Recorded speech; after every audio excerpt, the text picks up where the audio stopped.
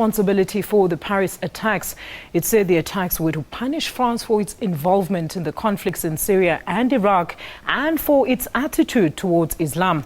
Now joining us in studio to shed more light on ISIS is Mr. Omar Shaukat. He's a researcher with Afro Middle East Center in Johannesburg. Mr. Shaukat, a very good afternoon to you, sir. Thank you so much for joining us. Thank you for having me.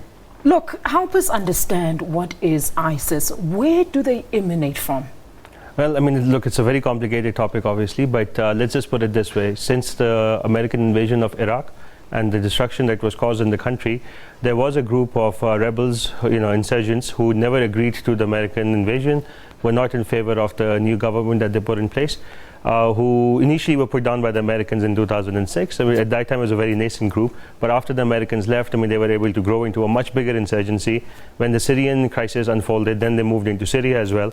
And now this group effectively, commands a region that it would like to call a whole country and a state.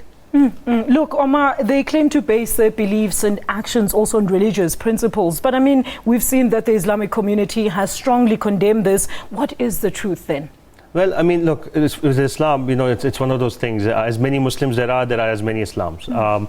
So, yes, the Muslim community here in South Africa, globally, I mean, scholars have written texts about how ISIS is wrong and they actually must be fought.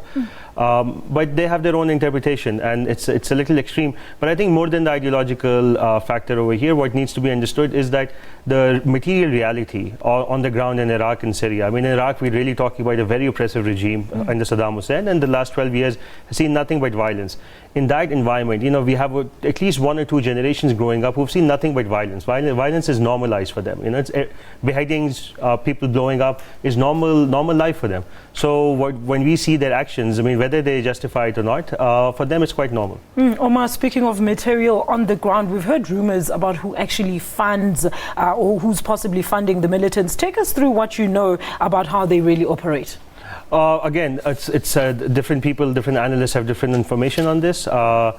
From what we can tell and from what they have themselves revealed, their sources of income really are from the towns that they've taken over, taxing the citizens, the banks that were in those towns. So, for example, is the government not aware of that, Omar? No, the government is aware, but like I said, it's a big insurgency. So the government has been pushed out of those cities. So, for example, in Mosul last year, this is Iraq's second largest city that was taken over. They pocketed whatever was in the banks, and then there's illegal oil revenue coming in, which is going down. I mean, they've bombed and they've tried to cut down that source of income. But still, because of the area that they command, there's a lot of taxation money coming in. And then to a certain extent, you have foreign funders. But I don't think that's a huge amount. The bigger amount is local money. Look, Omar, let's talk about the rest of the ISIS strongholds now around the world. We've heard they recruit on a daily basis. We've heard about even possible affiliation to Boko Haram. And we know how they wreak havoc in Nigeria. Should we then in South Africa be really worried about such a threat in this country? Well, we had some people that there were reports of who had joined the Islamic State and then they were returned. By the Turkish authorities, they were intercepted. Still, the numbers are not that big that I think we should expect to really panic. We shouldn't be panicking over here.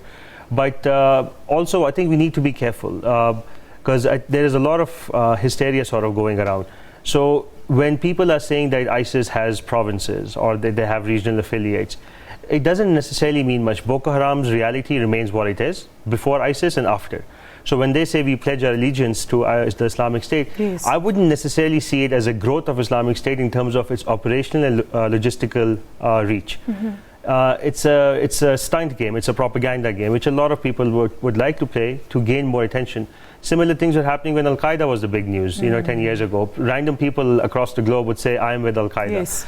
As far as South Africa is concerned, we don't, I would just say, I don't think the numbers, just to emphasize again, is worrisome. Could this grow? I don't think so, given the reaction of the government over here with how they've treated it. I don't think locals have that much reason to complain of the government over here. Look, Omar, speaking of reaction now, the big question is, will these attacks not spread any further to all the countries that have been assisting in the airstrikes now? Yeah, I mean, that is a fear, definitely, because ISIS has been saying this from day one. Whenever, I think it was in September 2014, yes, when the US started its air bombing raid in Iraq. against ISIS. Since then, they've been saying, whoever bombs us, we will try to target you. And the thing which actually is quite scary is the fact that they're not really looking for operatives to enter into a country and then carry out an attack. They encourage lone wolves, what is described as a lone wolf phenomena. Like whoever feels broadly sympathetic to us, take any action that you can. And in a certain sense, again, it magnifies and it amplifies their threat. It's not logistical threat, but anybody who has the capacity to carry this out might carry it out, and that's why it's very dangerous. And also, just quickly with that, I don't think the best way to deal with this is actually for France and US to increase their bombing, indiscriminate bombing, because more Muslims and more Arabs suffer, the more this lone wolf phenomena is likely to increase.